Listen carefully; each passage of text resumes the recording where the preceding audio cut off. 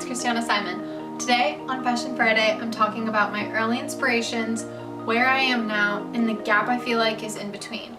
I had this huge epiphany today watching Making the Cut on Amazon that Heidi Klum and Tim Gunn host, and realized I grew up watching so much Project Runway. I didn't even realize it until I was watching it that all of my formative thoughts about fashion really did come from Project Runway, which leads to a major issue in today fashion, because I grew up watching designers create from out of nowhere, and there's this thing that we miss in the show, which is how they style their models and how they get the pieces to look the way they do when they walked on the runway. I know that doesn't seem like a big deal, but when normal people get up and they create their outfits or they just put on whatever they need to, they're not thinking about the ways that their hair or makeup or accessories or shoes go into what they're wearing. And that's so interesting for me because I really do struggle with putting everything together and kind of, the process that it takes to make the decisions about each of those things, which is what I was missing, because in Project Runway, you're watching the designers, you're watching the final show,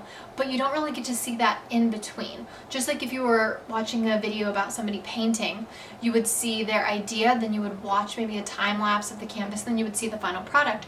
You don't see them mixing their paints. You don't see the way they wash their brushes. Those are all things that are vital to a painter to be a good painter. And to be somebody that's a great fashion stylist or that is really involved with their own fashion journey, you need to be aware of all the little steps. And I didn't get that. I always just had to be presentable for an event, or play dress up in my room, or watch these shows where it was just fabric and then it was an item. That there are all these big gaps in my knowledge. And that's something that's been really humbling for me, and I didn't realize until I just kind of took a step back after my last video, being really vulnerable and trying to see, why do I feel the way that I do about fashion and what are my actual inspirations? I think if I had to pick a couple inspirations off the top of my head, 90s fashion was a really weird time to grow up in, and it doesn't have any actual identity. We tend to take from Paris Hilton and Nicole Richie and a couple really random people. But more than anything, we reached back and we reached forward. So I remember a lot of 80s dress-up days, and I remember a lot of futuristic looks and kind of dreaming about those and letting those incorporate into my day-to-day fashion in kind of interesting ways. I'm never afraid to put on silver, in silver and gold, and mix my metals, where that was kind of taboo before.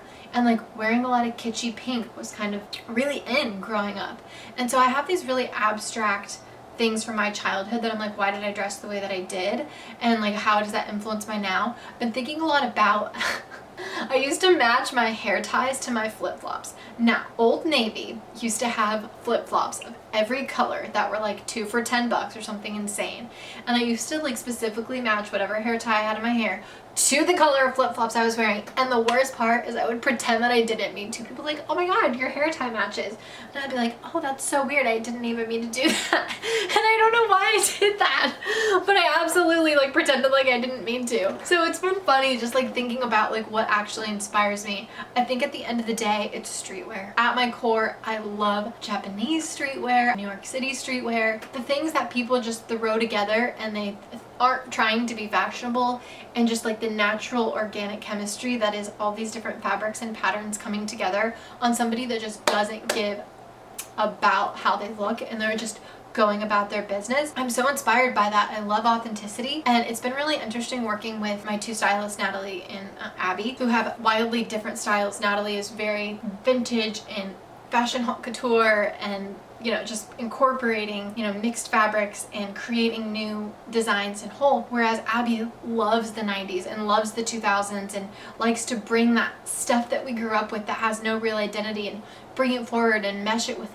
modern day trends. And somehow I'm in this weird spot that I love the most out there things. I want to wear big huge sundresses with tennis shoes, and I would love to wear brimmed hats with athleisure wear. And it's kind of got me in this weird place that people say oh my gosh, you can kind of pull off anything. I love that. I want to wear the most outrageous designs. I hope that I can continue to grow my collection of clothes, and that I'm constantly flipping things that I love and replacing them with new things and growing. And I do love fashion so much, and I think after my last video, really reflecting on it, I have so much more of a fashion identity than I think I do. And I have makeup on today, and just being able to reconnect with your face and your body and being aware of that. I love menswear more than anything else. I would love to wear a three-piece suit every day. But seriously, I would love to wear like suits and be really formal and, you know, get to play around with hair. And I just think it's dress up at the end of the day. Really enjoying what you're wearing is the most important thing. So even if you're a guy and you don't care about fashion, but you just know that you want to feel better in what you're wearing, like look at the people around you that you're like, oh, they look cool, like they're straight dripping. Like look at what the people are wearing that you're inspired by, that you